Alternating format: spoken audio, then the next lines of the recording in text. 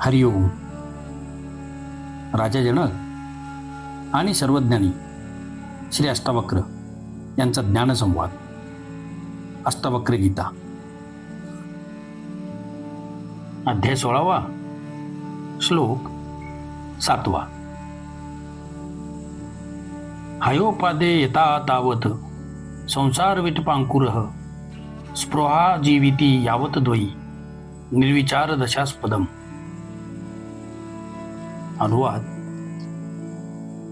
जोपर्यंत तृष्णा जीवित आहे तोपर्यंत अविवेकाची स्थिती कायम आहे व तोपर्यंत त्याग व स्वीकार सुद्धा जिवंत आहे. हे स्वीकार व त्यागच संसाररूपी वृक्षाचे बीज व अंकुर आहे. विवेचन: जोपर्यंत मनात त्याग किंवा स्वीकार, चांगले किंवा वाईट, शुभ व अशुभ ह्या प्रकारच्या भावना शिल्लक आहेत तोपर्यंत इच्छा जिवंत आहे. या वासनारूपी तृष्णेमुळेच त्याग व स्वीकार करण्याचे विचार मनात निर्माण होतात.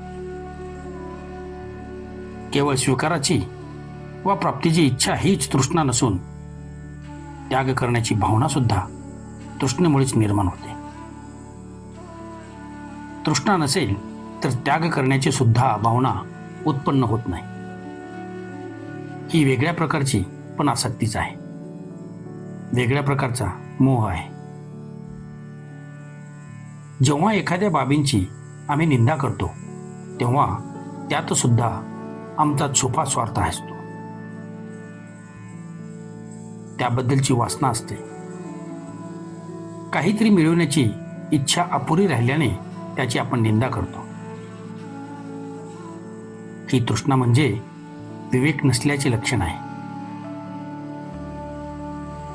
उच्च दर्जाच्या भोगासाठी म्हणजे मोक्ष, स्वर्ग, मुक्ती यासाठी जरी त्याग केला तरी मोक्ष व मुक्ती ही तर मोठीच तृष्णा आहे. प्रापंचिक माणूस तर छोट्याशाच स्वार्थाची अपेक्षा करतो. थोड्याशाच तृष्णेची, भोगाची लालसा मनी बाळगतो. उदाहरणार्थ घरदार, मुले, धन, सुख, नोकरी वगैरे. पण त्यागी तर या क्षुद्र भोगांची, पोकळ सुखांची चोरीने कमवलेल्या सुखाची इच्छा त्यागून स्वर्ग व मोक्षाची मोठी तृष्णा, महाउपभोगाची लालसा बाळगतो. 2-4 रुपयाचे नारळ अर्पण करून स्वर्गाची मोबदला म्हणून अपेक्षा करतो. अष्टवक्र म्हणतात की ही सर्व अविवेकाची स्थिती आहे. कोणत्याही स्वरूपाची वासनारूपी तृष्णा जिवंत असेल तर या संसाररूपी वृक्षांचा अंकुर तिच्या रूपाने जिवंत आहेच. तो अंकुर वाढून पुन्हा वृक्ष तयार होईल. तृष्णा म्हणजेच संसार आहे, संसाराची आसक्ती आहे. तिचा त्याग करणे हीच मुक्ती आहे. सांसारिक पदार्थ व वस्तू सोडून दिल्याने मुक्ती मिळत नाही. कोणताही वेडा वेडेपणाच्या सटक्यात वस्त्राचा त्याग करून विवस्त्र होतो म्हणून काही त्याला मुक्ती मिळत नाही. परंतु तृष्णेचा त्याग केल्याशिवाय मुक्ती मिळणार नाही. तृष्णेमुळेच मनात लाटा निर्माण होतात. जोपर्यंत ह्या इच्छांचा लाटा निर्माण होत आहेत तोपर्यंत शांती मिळणार नाही. अध्याय 16, श्लोक 8. प्रवृत्तो जायते रागो निवृत्तो द्वेष एवही निर्द्वंद्वो बालबुद्धिमान एवमेव व्यवस्थितः. अनुवाद: प्रवृत्तीमुळे राग आणि निवृत्तीमुळे द्वेष निर्माण होतो, म्हणून बुद्धिमान पुरुष द्वंद्वमुक्त असणाऱ्या बालकाप्रमाणे सरळ व स्वाभाविक जीवन जगतो. विवेचन: संसारातून मुक्ती मिळविण्यासाठी दोन प्रकारचे रस्ते सांगितले जातात. एक मार्ग आहे प्रवृत्तीचा व दुसरा मार्ग आहे निवृत्तीचा. प्रवृत्ती मार्गाचे समर्थक सांगतात की भोगांमुळेच मुक्ती मिळते. प्रारब्धातील कर्मसंचितामुळेच हे जीवन मिळाले आहे, म्हणून हा कर्मभोग भोगल्याशिवाय मुक्ती नाही. आत्मज्ञानी माणसाला सुद्धा प्रारब्ध कर्मे भोगल्याशिवाय सुटका नाही. जो हा कर्मभोग भोगण्याचे नाकारून संसाराचा त्याग करून निघून जातो, त्याच्या या त्यागातही त्याचा अहंकार असतो. तो तर ईश्वराच्या कर्मविषयक नियमांचे उल्लंघन करत असतो. हठयोगी सुद्धा हठातटाने इंद्रियाच्या क्रिया थांबवून ठेवतो. इंद्रियांचे नियंत्रण केल्यावर सुद्धा आत्मनात आसक्ती शिल्लक राहते, वासना शिल्लक राहतात. त्यामुळे तो ढोंगी होतो. प्रवृत्ती मार्गाचे समर्थन करणारे सुद्धा हेच सांगतात की ज्यातून तुम्हाला मुक्त व्हायचे आहे त्याचा पूर्ण उपयोग घ्या. त्यामुळे त्याबद्दल तुमच्या मनात घृणा व एक प्रकारची अरुची निर्माण होईल व तुम्ही त्यातून मुक्त व्हाल. विषयात रस वाटण्याचे कारण हेच आहे की तुम्ही त्यांचा पूर्ण उपभोग घेत नाही, तर अर्धवट उपभोग घेतात. या उलट निवृत्ती मार्गाचे समर्थक सांगतात की भोगल्याने वासना शांत होत नाही, भोगांमुळे मन तृप्त होत नाही. हे आकर्षणच आहे की जेवढे भोगाल तेवढे वाढत जाते, वासना कधी पूर्ण होत नाही. इच्छा तर असंख्य आहेत, त्या कधीच भोगल्याने शांत होत नाहीत. ज्याप्रमाणे आगीत तूप टाकल्याने आग शांत होत नाही, त्याचप्रमाणे वासना सुद्धा भोगामुळे शांत होत नाहीत. म्हणून निवृत्ती हाच एक रस्ता आहे. वासनांचा त्याग करणे हाच रस्ता आहे व हे फक्त दृढ निश्चयानेच साधता येईल. पण या दोन्ही मार्गापेक्षा मुनिश्रेष्ठ स्वामी अष्टावक्र महाराज तिसरा व वेगळीच गोष्ट सांगतात. ते प्रवृत्ती व निवृत्ती या दोघांनाही वासना मानतात.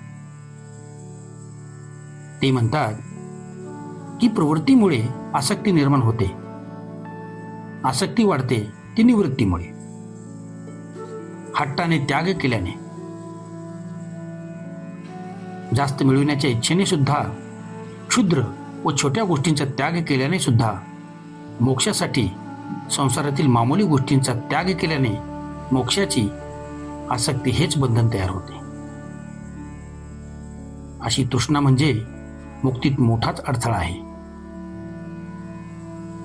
निवृत्तीमुळे सुद्धा द्वेष निर्माण होतो.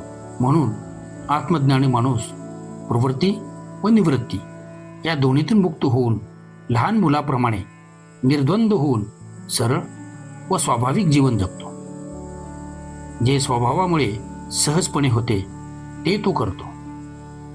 वासनेच्या आहारी जाऊन आग्रहाने हट्टाने कर्म करत नाही व हट्टाने त्यांचा त्याग करत नाही. अध्याय 16 श्लोक 9. हातुमिच्छति संसारम रागी दुःख जिहासया वितरागी ही निर्दुःखम तस्मिन नामी न खिद्दती. अनुवाद: आसक्त पुरुष दुःखापासून बचाव करण्यासाठी संसाराचा त्याग करू इच्छितो, परंतु वितरागी दुःखमुक्त होऊन संसारात राहून सुद्धा खेद करत नाही. विवेचन: मुनिश्रेष्ठ अष्टावक्र म्हणतात की दुःखापासून स्वतःचा बचाव करण्यासाठी जो पुरुष संसाराचा त्याग करतो तो सुद्धा आसक्तच आहे. जो असे म्हणतो की संसार म्हणजे दुःखच दुःख आहे, मृत्यू दुःख आहे, जन्म दुःख आहे, जगणे दुःख आहे, मरणे दुःख आहे, संसार ही दुःखाची खाण आहे. म्हणून तिच्यापासून दूर पळा. तो माणूस सुद्धा आसक्त आहे. जो पुरुष असे म्हणतो की घरदार सोडा, पत्नी मुले सोडा, धन दौलत सोडा, कारण हे सर्व दुःखांचे कारण आहेत, तो पुरुष सुद्धा आसक्त आहे. हे सर्व सोडल्याने दुःख संपत नाहीतच. संसाराचा त्याग केल्याने सुख प्राप्त होत नाही. दुःखांचे खरे कारण शरीर व मन आहे, वासना व तृष्णा आहे. वासना व तृष्णा शिल्लक आहे तोपर्यंत जंगलात राहून सुद्धा शांती मिळणार नाही. जिथे असून मन जास्त बेचैन राहते.